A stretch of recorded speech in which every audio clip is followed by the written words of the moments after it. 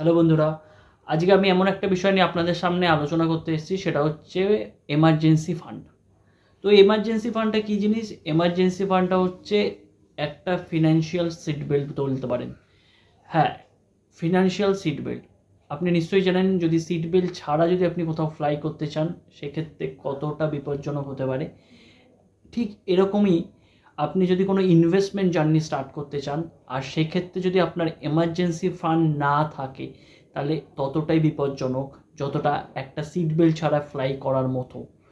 তো যে কোনো ইনভেস্টমেন্ট স্টার্ট করার আগে আপনার একটা এমার্জেন্সি ফান্ড ক্রিয়েট করে নেওয়া উচিত। এই এমার্জেন্সি ফান্ডটা এবার আপনি কিভাবে ক্রিয়েট করবেন? এমার্জেন্সি ফান্ডটা ক্রিয়েট করতে গেলে আপনার যে মান্থলি এক্সপেন্স আছে, বলা ভালো মান্থলি ফিক্সড এক্সপেন্স যেটা আছে আপনার, সেটার 6 টাইমস। অর্থাৎ ধরুন আপনার মান্থলি এক্সপেন্স 15,000 রুপিস, তো সেক্ষেত্রে 6 টাইম অর্থাৎ 90,000 টাকার আপনার একটা এমার্জেন্সি ফান্ড সব সময় আপনার কাছে থাকা উচিত।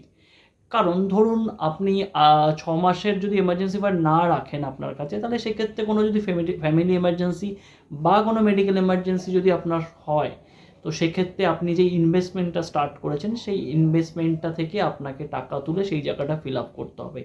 সেজন্য প্রত্যেককে আমি বলতে চাই যে আপনার ইনভেস্টমেন্ট জার্নি স্টার্ট করার আগে অবশ্যই আপনি একটা এমার্জেন্সি ফান্ড ক্রিয়েট করুন। তারপর আপনার ফিনান্সিয়াল ইনভেস্টমেন্ট যে জার্নি, সেই জার্নিটা শুরু করুন। ভিডিওটি ভালো লেগে থাকলে অবশ্যই চ্যানেলটাকে সাবস্ক্রাইব করুন, লাইক করুন, শেয়ার করুন। Thank you.